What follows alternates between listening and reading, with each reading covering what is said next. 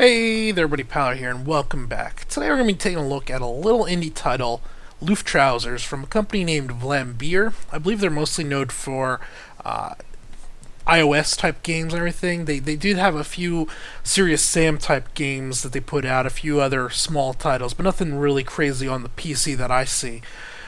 And this was a game that when it first came out back on March 18th, I kind of overlooked it. It's a $10 title, was on sale or is currently on sale for 10% off of that, so $9. And just on the surface, I didn't see a game that was of value there, so I kind of just skipped right over it. But then I saw some videos online of it, I saw some reviews going up, and overall it was being fairly well received, and decided to go back and give it a try, and I'm very happy that I did. So I'm doing this less as of let's look at, and more of when I come across these small indie titles that are actually pretty darn good, I want to promote them. I want to promote those indie games. Now, don't confuse this. I'm not getting anything for doing this. I believe it's healthy for the video game industry.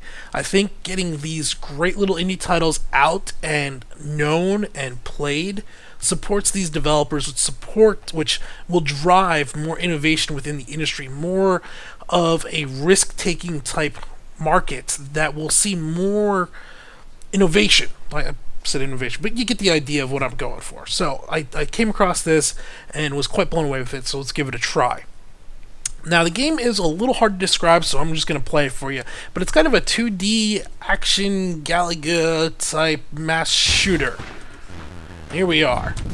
I'm an ace pilot, and I think it's supposed to be World War II. And it's my job to kill anything and everything in sight. And I'm going to do my best to do that. Now, the game itself is actually more of a time attack or a score attack. There are, as far as I can tell, there's no other levels.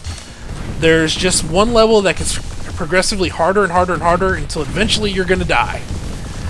Normally this is via battleships, which looks like, yep, here comes a battleship. I can tell by all the AA fire going on right there. That's a battleship. Run away, yeah. Come on, come to daddy. Nope, that's not good, Now we gotta hide. Yeah. How you like them? This gun is terrible. Sorry, it's another one that's tough to play and tough at the same time. So, we're looking at a very simplistic, yet very responsive, and very enjoyable arcade shooter. And there's not a whole lot else to say about that other than to show you what we have. And we're dead. So, come into the menu here and I'll show you off some stuff. We have only like 3 different menus we want to look at. We have stats, where you can see the different things I've blown up. In that one, I got absolutely nothing. There is a world ranking system. If we hit X here, you can see retrieving high scores. And currently I'm in the top 2,000. I don't know if that's good or not. That whatever that number 1 guy is, I'm thinking he's hacked, because look how much higher he is than everybody else. He's almost 3 times higher. That's insane. So I'm guessing he cheated. But anyway, let's go back. There's also a little bit of basic aircraft customization. If we come in here, I had everything on random. But so you first start off with an aircraft like this. You have your weapons, and then you have your chassis, and then you have your engine. So the different weapons, this is going to be a rapid-fire machine gun type thing. This is a beam laser. This is like a shotgun. This is homing missiles, so this is what I just had. So these are little homing missiles, but they have very short range, and you can only shoot 4 at a time. And this is like a high-damage cannon that fires very slow. Then this chassis here is heavier, so it's fatter, but you're also slower. This chassis doesn't take impact damage, so if I fly into something, I won't take damage. Nukes, you get the idea. And then there's different engine types that you can choose from. We'll do one real quick here. We'll take the default standard vehicle. This is the original, the default first aircraft. You can kind of see it's just got this rapid fire cannon that I can fire. Now the game controls are very simplistic, yet kind of elegant in what they do. So it's only 4 buttons to drive. Technically, there are 5. There is a reverse, but the reverse is kind of useless.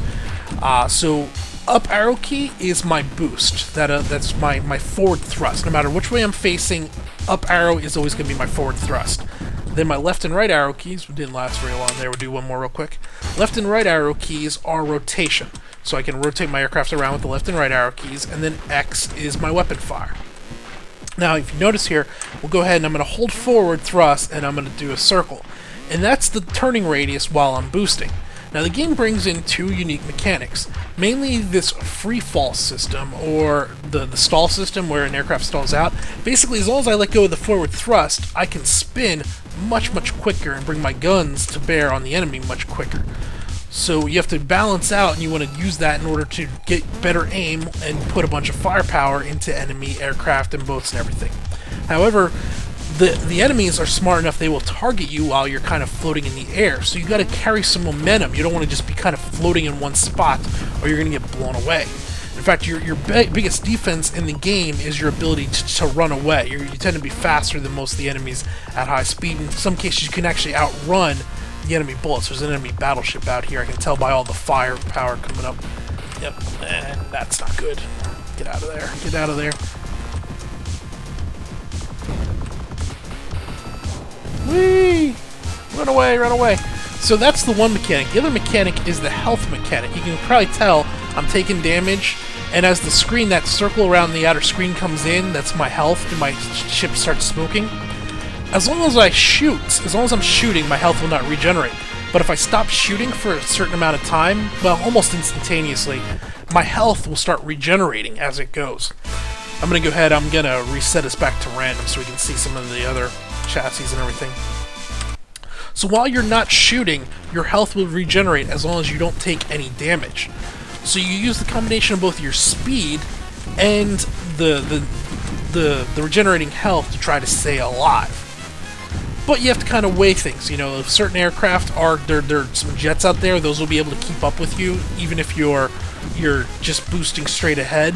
There's also points where you have to just clear enemies off the screen, and it's a scoring attack game, so you want to get a higher score. So you kind of have to do this little balance where you shoot, and then you don't shoot, and then you shoot again, as need be, and you're boosting, you're spinning around. None of it's very complicated, none of it's overly complex, but holy crap is it fun. And it's something that really this game needs. It needs to give itself a $5 or a 5-minute demo. If they gave the full game away as a demo, but you can only play it in 5-minute intervals and it would reset, I think everybody would buy this game because it's very enjoyable. And the flying is fun. It's impactful. When enemies start blowing up, especially the bigger ships and everything, when you start destroying them, these homing missiles kind of suck. But oh, now I'm in trouble. Double ace? Yeah, didn't stand a chance there. Oh, now we're the fat boy. So more health. High-speed engine, but I can't turn very well with it. So the engine turns very poorly when boosting. So you gotta really use the stall in order to spin. This might actually work pretty well, though. That high-speed engine's nice. What was I saying, though? Just all the mechanics come together in a very well-made, extremely fun, if small, package. And I think this actually fits pretty well with the last video I did, which was Mark of the Ninja, where it was very similar also. It did not have overly complex or deep combat, didn't have tons of hours of content or anything, but sometimes you don't need that. And if you market your game correctly and you price your game correctly, you can get by with that, and you can do pretty well. And I think this game does fit in there just fine. Boy, we're in trouble. Gotta run, run. Whee! Come on, fat boy. Fly faster. There we go. But if you're honest up front and you market your game correctly, I think this does work, similar to Mark of the Ninja. And frankly, I have no problem paying $10 for this. This isn't a game I'm going to sit down and I'm going to play for 4 hours on end. You know, I'm not going to put some extended play session into this thing. But this is a nice game where I will play it for an hour or so, once or twice a month. You know, when I just want something light, mindless, and fun, I'm going to be booting this game up now.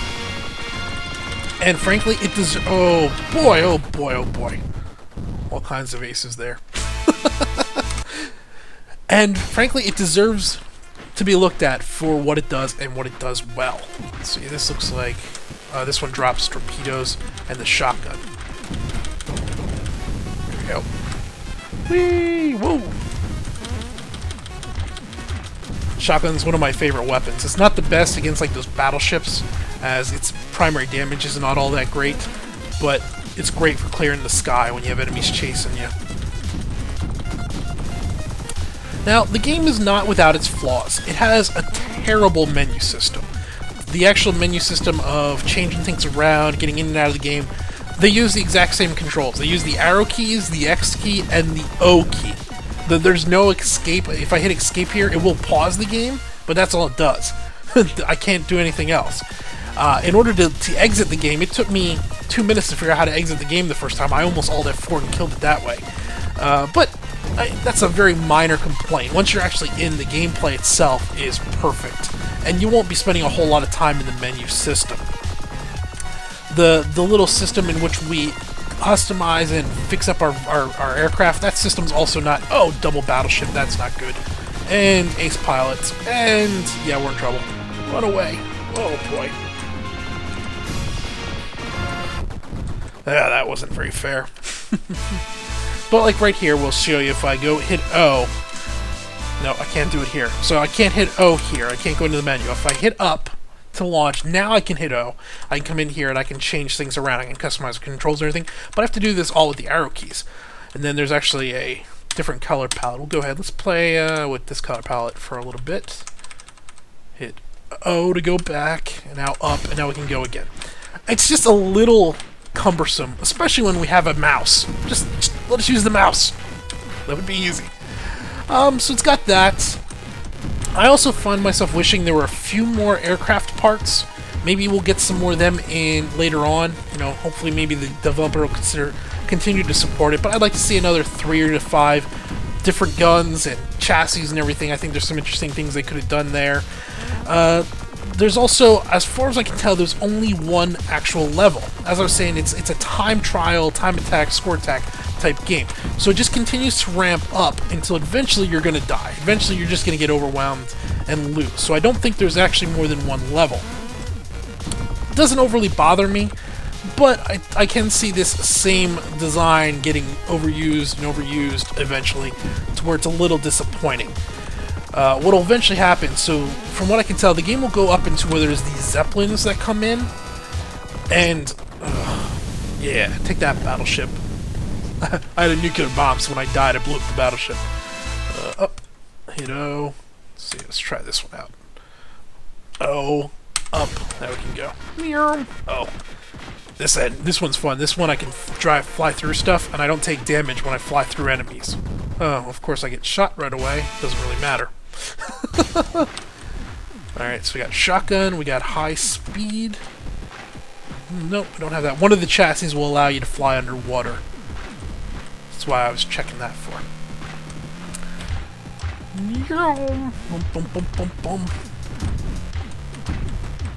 Go ahead, do that. Nope, nope, nope, nope, not good. Get out of the water. This one doesn't turn very well while I'm boosting. None of them do, but this one's exceptionally bad. It's part of the problem with this chassis. So it's a high-speed chassis, extremely quick acceleration, but its turning while boosting is the worst in all of them. I forgot what I was saying. So the good, the bad. Like I said, I wish it had a few more weapons. They could have done some things. Maybe another level design, though I think no matter what, the level would need to be over water. It seems like a minor thing, but it was actually genius of them putting this over water. It gives you that soft floor where you can hit it and you're going to take damage while you're underwater, and if you're under for too long, you're going to die. But it's not an instant death when you hit the ground, which they likely would have had to done if they'd put it over land. You know, those ships could have been replaced by tanks, but what would have happened then when you got real low? Well, you would have died. There's also a soft ceiling at the top. Yeah, there's this cloud here. See, when I fly in that cloud, I take damage again. So once I hit this high cloud altitude, I can't go any higher than that. So yeah, I think that basically shows everything. There's also some terrific music. The music really, oh no. The music really fits in well with the gameplay. Hit O. No, I didn't want to do that. Escape. Oh, well, now we're playing. I wanted to change the color scheme. Oh, here's the beam. This is a good, easy, early player weapon when you're trying to learn the game. As they can... It's just, you don't have to aim nearly as well. You can just put this beam up and let the enemy fly into it. Of course, it does limit how much you can turn when you're shooting. Most of the other weapons, while you're shooting, have no effect on your turning radius. This one will cut down how quickly you can turn while shooting. But yeah, this is Luftrausers. There's not a whole bunch more we can show about it, but I definitely recommend keeping an eye out for it. You might not want to pay $10 for it. I have no problem with that, but it's definitely worth a look at, say, $3 or whatever, which I'm sure it'll be on sale at no time flat. And yeah, I'm going to go ahead, I'm going to play one more, and I think we're going to call it a video. Whee! What do we got here? Oh, we got the heavy cannon. This one, if you can use this one well, it'll one-shot that boat. Yeah, there we go. Whee! But it's very slow firing. I'm holding down X right now. Yeah, it's very slow firing, high damage. Great at taking out battleships, as you can just strafe it, drop one round, and just destroy them all.